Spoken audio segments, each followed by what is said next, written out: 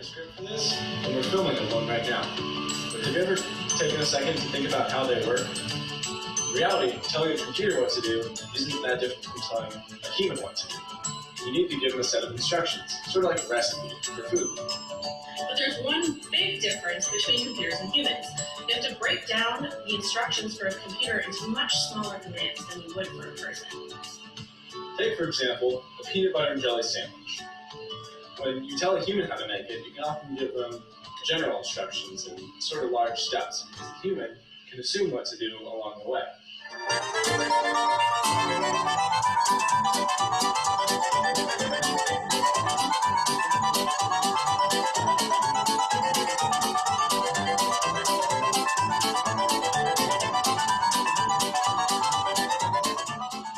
Let's give an example. Open the bread. And grab 2 slices. Grab a knife. Open the jelly. There we go. Take the knife, scoop some jelly, and spread it onto a piece of bread.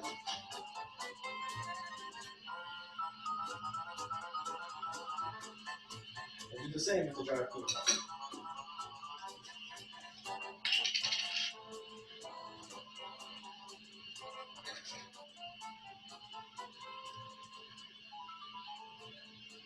I combine the 2 pieces of bread. And we have our peanut butter jelly sandwich. For computers, the directions that Kyle just gave me would be way too broad. A computer needs more specific instructions.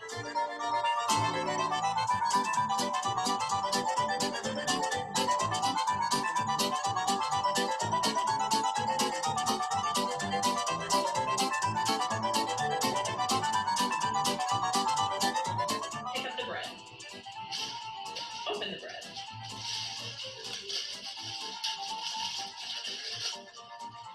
Take out 2 slices of bread.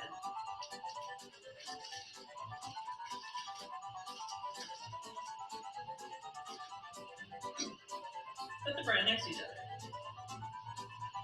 Pick up the jelly. Open the jelly.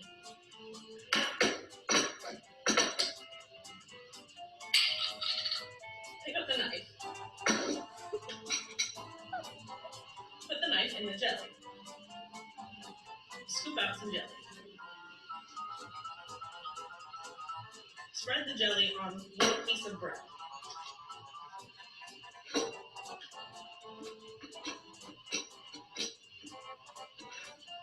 Pick up the peanut butter. Open the peanut butter.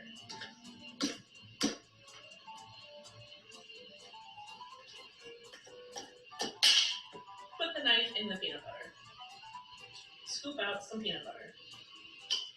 Put it on the other slice of bread. Spread the peanut butter around.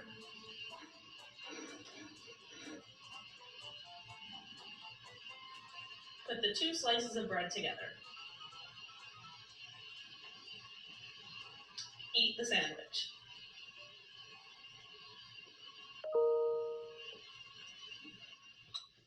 As you can see, those instructions weren't specific enough for a computer. He picked up the knife from the wrong end.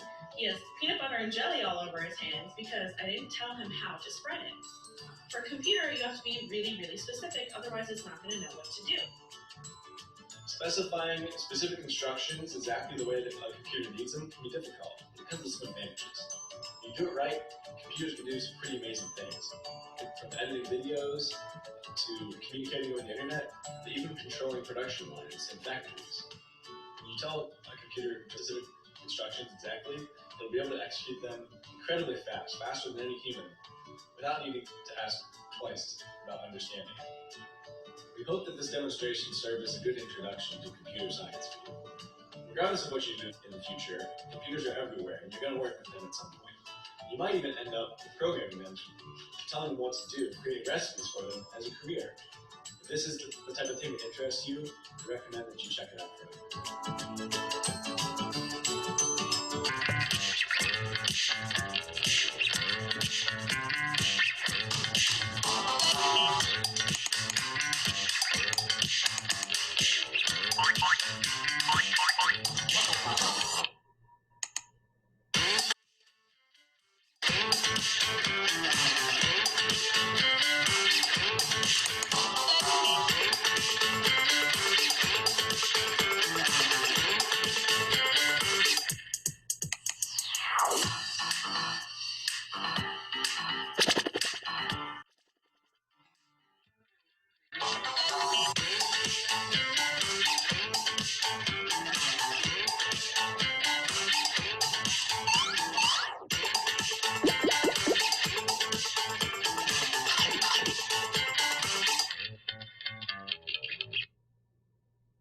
Hi guys, my name is Anya and I'm a computer science engineer, and today we're going to learn how to code using a database called Scratch.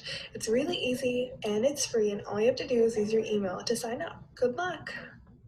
Hi guys, my name's Ariba and I'm also a computer science engineer. It's so nice to see everyone here and I'm so excited for you guys to learn Scratch. So your sign up is free, so if you go click on the top right corner to join Scratch, you should be able to just put in your email and sign up. So basically on Scratch, you're going to see on the left side a bunch of little things like motion, looks, sound, events, control, sensing, operators, variables, and my blocks. So you're going to be using these little categories to help you code. So when you click on motion, you should see a lot of things, like you can make your avatar. So you have your avatar on the right side, which is Mr. Krabs for us. He's a cool dude. So you can make him move, you can make him turn, you can make him go to random positions. You can make him say things, to say hello for a few seconds. Or you can change the backdrops. You can switch his costumes. You can add sounds to your code. So you can add a really fun sound. You can use the ones that are pre-recorded, or you can record your own sound if you want to put in your voice in your code. And you can make sure whenever you're coding that you add when flag is clicked or when a certain arrow key is clicked in order for your code to start. So if you click this flag, it'll work, or you can click a specific key on the keyboard and it'll work. And you can make it control and operators, a bunch of things. So feel free to experiment around. Okay. All right. So if you want to change your avatar to something else, you can click the costumes part and click on this little thing right here and click search. Here you're going to see a bunch of options. There are so many options. You can pick whatever you want. You could choose a ball and make it bounce and rotate. You can have a balloon that glides and flies away. You can have a Mr. Bear. You can click through many different categories. So you can do letters. So you could animate your name. You could add hats and glasses to your some other character that you've already picked. You can do food, so literally have a food party. So whatever you like, you just click on it, and it'll just pop up, and then you just click, and then just go back to your code, and your banana will be there. So yeah. So today we're going to be Mr. Crab. So basically today we're going to do a lot of cool things with Mr. Crab. To start our code, we're going to start off with, you're going to events and you're going to click when flag is clicked. So then when you click this, your code will start. So the first thing we're going to do is say hello. So we're going to have Mr. Crab say hello. So you're going to go to looks, you're going to click say hello. All you have to do is click and then drag it onto here, put it here, and we're just going to have it say hello for 2 seconds. Then after that, we're going to make a noise. So we're going to have Mr. Krabs meow. So you're going to do start sound, click it, drag it over, and it'll start meowing. And then you're going to make it stop. Bring this one over here and make it stop meowing. Then we're going to have it ask, what is your name? So we're going to go to sensing, and you're going to click ask, what's your name? So when Mr. Krabs asks your name, you're going to have it answer. So you're going to have this checkbox clicked. So I'll show you. So you click the green thing. It'll say, hello, what's your name? And then you'll type in your name. Then after that, we're going to have Mr. Krabs say, hello, whatever name you have entered. So you're going to go back to looks. You're going to say hello for 1 second. So here, change 2 into 1. And then we're going to bring the same one and have say, and then instead of hello, we're going to put our answer. So we're going to go to sensing, drag the answer one, and bring it here. And so it's going to say hello, whatever name you put in. Then we're gonna make it move. So to make it move, same thing, similar to what we did, we're gonna have it, you're gonna go to you're gonna go to events. So you're gonna bring the when space key is pressed. So when you click the space key, we're gonna make it move. So you're gonna go to motion, and we're gonna make our crab glide. So you're gonna go to, you're gonna click glide. So we're gonna make it glide for 4 seconds to a random position. Then this is what we're gonna do. If it runs into the edge, we're gonna do if on edge, it bounces back, so then Mr. Krabs won't run away.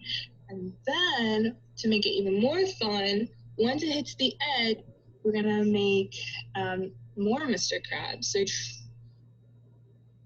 go to events, and you're gonna do create clone of myself. And then I'll show you guys now. So we're gonna click this green flag, hello, and then you're putting your name, Bob. I'll say hello, Bob. And then you click the space bar on your laptop, and it'll go all the way to the edge, bounce, click it again, and it does this. It's really cool. And then another thing we'll do is make Mr. Krabs turn and change colors. So to do that, you're gonna go to events. You're gonna bring the same thing we did earlier, when space key is pressed, but instead of space, we're gonna do up arrow. So when your up arrow on your keyboard is pressed, we're gonna make it spin. So you're gonna go to motion, go turn, any direction you want, can be any of those. Click it and drag it over. We're gonna change it instead of 15, we're gonna make it 60. Then to make it change color, you're gonna go to looks, and you're gonna do change color effect by 25. This one, I'll change color. So now we're gonna show you what the code does. You say hello, name is Bob. Hello, Bob. Gonna click the keyboard, the space bar. It's gonna run into the edge. Click it again.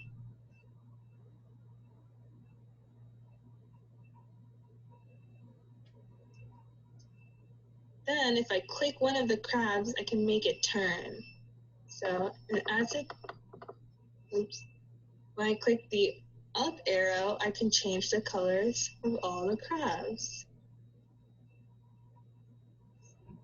Yeah, that's a really simple game for you guys, a really simple code for you guys. Hey everyone, my name is Megan, and I am a mechanical engineer here at OSU. Today we are going to be making slime. Slime actually contains a lot about material science. Material science and engineering is all about materials that make up everything, including metals, plastic, wood, and glass. This includes the materials of the screen that you're watching this video on right now. The table that screen is sitting on is keeping the device from falling from the table, and the chair that you're sitting on. Slime is made up of meal and glue, baking soda, and contact solution. Glue is like a polymer, which means a repeating chain of molecules. To make it more solid like slime, instead of a liquid like water, is to cross-link those chains together. To cross-link them, you need an activator.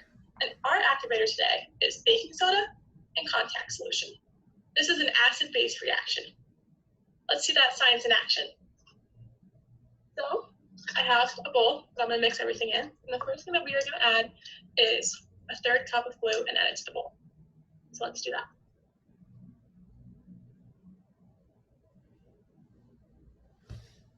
After we add our glue, we're going to add 1/8 cup of water to the bowl.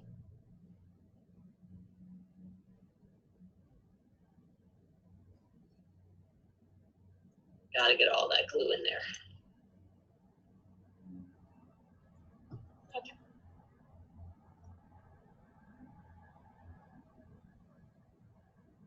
So let's go ahead and add our 1/8 cup of water to the bowl.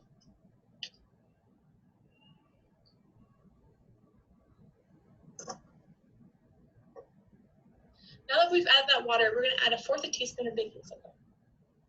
So I have mine already measured out. I'm gonna drop that in there. And once we have the baking soda added, we're gonna mix it all together. Make sure you get all of it mixed in so we can get our reaction going. After this, if you want to add some food coloring, you can to make a fun color. I don't have food coloring today, so I'm not going to do that. All right, once it's all good and mixed, I'm going to add 3/4 tablespoons of contact soda. So I have mine already measured out. 1/4, 1/4,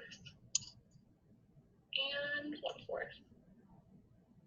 And then I'm gonna stir it all up one more time. So as you stir, you can see the reaction happening as it becomes more and more firm.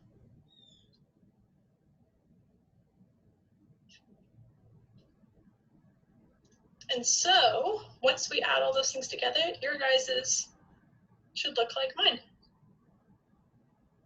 And just like that, we have slime. So if you want to, you can go ahead and play with it, and then whenever you're done, put it back in the bag. Now we have our vicious slime, or our viscous slime. Now you can all say that you are material scientists. Hi everyone, my name is Katie Lenz, and I'm an electrical engineer here at Ohio State. In a little bit, I'm going to demonstrate how to create your very own pinwheel. But first I'm going to explain the engineering discipline that goes along with this fun project. One of the main engineering disciplines that is involved with this project is environmental engineering. Environmental engineers are responsible for minimizing and alleviating the impacts of human actions on the environment. They work to protect human health by ensuring an ample supply of safe drinking water and managing pollution in the air, water, and soil. They also work to minimize the impact of industry and development on the environment, society, and human health. They're always seeking the most sustainable and least impactful or harmful solutions to the complex problems we face daily in the world. One major problem the world is facing right now is establishing more environmentally friendly and renewable sources of energy in order to replace our reliance on the finite sources from energy that comes from fossil fuels, such as coal, gas, etc. One method of renewable energy that is currently being explored and utilized is wind energy. Engineers have been working to create wind turbines that create harmless energy from the wind and turn it into energy that we can use to provide power to our houses, electronics, everything that I'm dealing with as an electrical engineer. One of the great benefits of using wind as a source of energy is that it is a renewable resource, or in other words, it will never run out. Also, wind energy is a very clean source of energy when compared to fossil fuels because it doesn't produce a lot of pollution. Therefore, with wind energy, there is much less impact on the environment when compared to fossil fuels. In principle, a pinwheel and a wind turbine are very similar. Wind turbines turn as a result of the wind blowing on and pushing the blades, and pinwheels turn after you blow air on the blades. So today we're going to be creating our very own version of a wind turbine. I'm going to switch my camera so you can watch me do it. So here we have our square piece of paper. Now I've already gone ahead and I folded it diagonally so that the corners meet, and then folded it diagonally the other way. When you open it back up, this gives you an X. You then want to take your scissors and cut about 3 inches into the middle, so you can sort of see my cuts there. I'll give you a quick second to do that. You can pause the video at any time to catch up. Then what you want to do is fold the corners to our center mark. So we'll take this corner and fold it, and then you're going to skip the next corner and go to the next one and fold it in the center so that it overlaps this area. Again, we're going to skip this corner and fold in this corner. Again, over the center so that it all overlaps. Lastly, we're going to skip this corner and fold in this one. It should then look sort of like a pinwheel. Next, you're going to take your gold metal tack. Now, while keeping a finger on the center to hold everything in place, go ahead and stick your metal tack through the center of the paper. You may have to push a bit here to create the hole. So mine looks like that. Last, to finish it off, you're going to take your straw and you're going to find the hole in the straw. You're going to stick the pointy part of the tack through the hole in the straw and then pull apart the back edges of the tack to secure it in place. So that's what the back looks like. That's what the front looks like.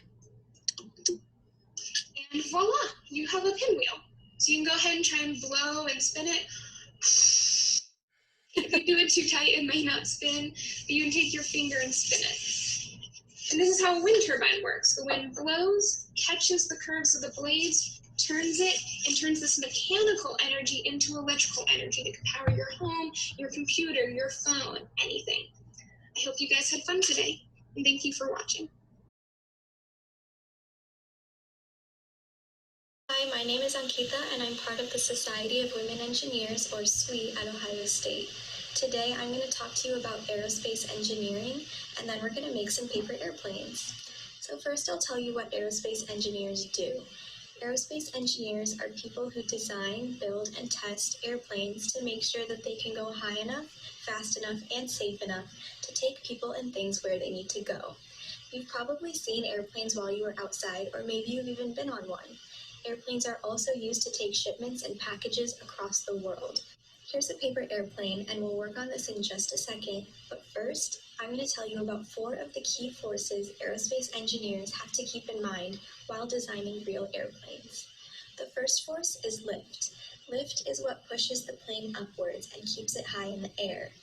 Next is gravity. Gravity is the force that pulls the plane downwards. The third force is thrust. Thrust is what helps the plane move forward. And finally, the last one is drag. Drag slows down the plane and pulls it backwards. Let's keep these forces in mind while we make our airplanes. You'll need 2 pieces of paper. Take the first piece of paper and fold it in half, hot dog style. Now take the top corner and fold it so that it touches the center fold. And then repeat the same thing with the other side. Now take the new corner and fold that the same way so that it's lined up with the center fold. And then repeat that on the other side.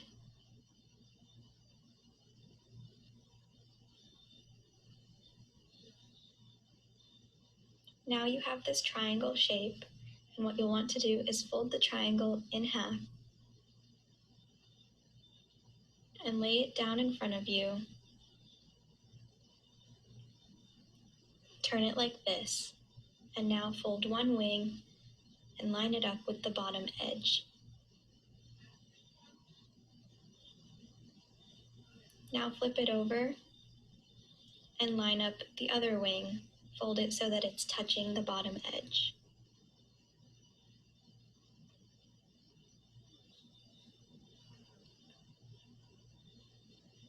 Now our first airplane is ready.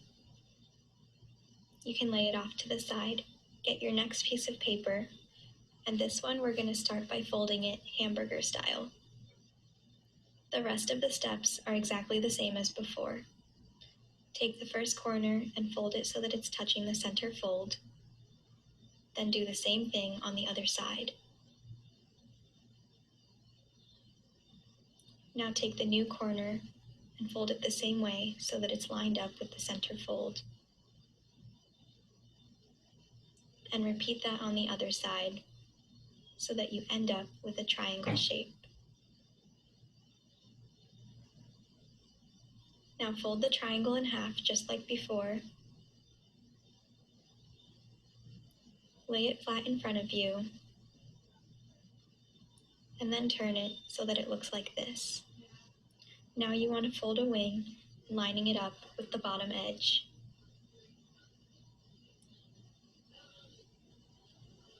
Flip it over and fold the other wing, lining it up with the bottom edge.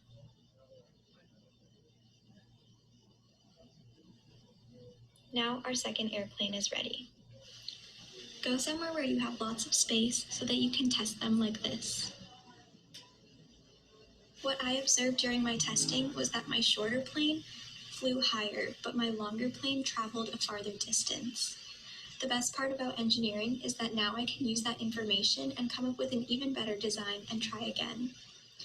I hope that you enjoyed this activity and that you learned something about aerospace engineering. Thank you for watching. Hi everyone, my name's Kylie and I'm a civil engineer. In a few minutes, I'm going to walk you through how to construct your paper roller coasters, but first I'm going to explain some of the engineering topics and disciplines that are involved in this process. One of the main engineering disciplines that is exhibited through this exercise is civil engineering. Civil engineers design and supervise the constructions of roads, buildings, airports, tunnels, dams, bridges, water supply, and sewage systems. Some civil engineers specialize in areas such as environmental engineering, transportation, and water resources. But in regards to constructing these roller coasters, civil engineers will be responsible for ensuring the structural integrity of the roller coasters so that they don't fall down from heavy winds or heavy loads. Civil engineers would have to perform calculations in order to determine the best and strongest materials in order to create the best roller coaster, and they would also perform tests on the materials to ensure their calculations would hold up in real-world situations. Another engineering discipline that would be necessary in order to create a roller coaster would be mechanical engineering. Mechanical engineers apply physics and engineering concepts in order to create useful devices and machines. In this case, they would primarily focus on creating the most fun roller coaster by utilizing math and physics concepts while also ensuring the safety of each passenger. Okay, now that we have a better understanding of how engineers would apply their knowledge to build the roller coasters, let's jump in and start building the roller coasters and be engineers ourselves. The goal of this activity is to build the best roller coaster ever. But in order to do that, we need to go through the engineering design process, which has steps of plan, design, execute, test, and repeat. What I want everyone to do is start planning a roller coaster and think about how you want it to look and feel. Think about if you want any loops or turns or bends, drops, straight sections, or anything else that you might want your roller coaster to have. So you can take about 30 seconds to brainstorm, maybe even sketch on a piece of paper of what you want your roller coaster to look like.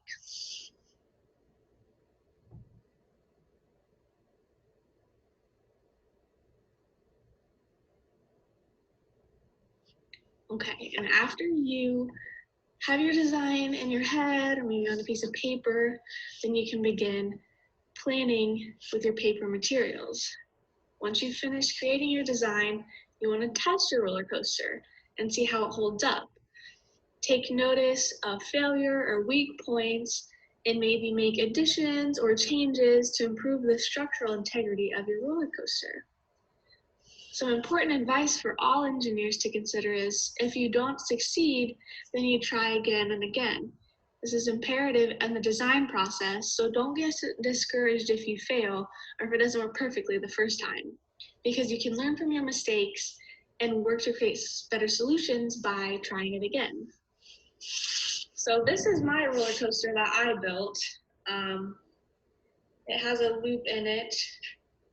I did test it, but I also need to try again, and you can keep improving it to make it better and better until you're happy with your design. And you can make changes for as long as you want, which is part of the design process, just going back, seeing what doesn't work, and changing your design.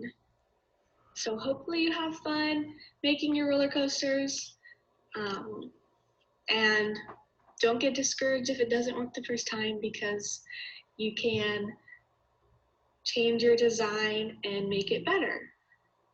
Thank you guys for tuning in. I can't wait to see the roller coasters that you create. I know they're all going to be amazing. See you later.